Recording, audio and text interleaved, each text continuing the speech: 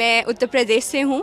हम लोग ईरान में थे during the entire situation war की, और हम लोगों ने एम्बेसीज़ को, हम लोग कतर में रहते तो हमने उनको कांटेक्ट किया था, बट हमें खाली जो रिप्लाई आया है और जो सपोर्ट आई है वो इंडियन एम्बेसी के थ्रू आई है, और हम बहुत ग्रेटफुल हैं। पूरे सिचुएशन में इंडियन एम्बेसी ने हमें बहुत ही सपोर्ट किया है, हमारे हर क्वेरी को बहुत ही अच्छे से सॉल्व किया है, और पूरे जर्नी में हमें बहुत सपोर्ट किया है।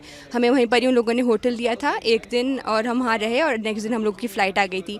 सो we are very thankful to the Indian embassy and Jai Hind. Again हम लोग बहुत ही ग्रेटफुल हैं कि उन लोगों ने हमें प्रायोरिटी दी और हम लोगों को इवैक्यूएट करवाया।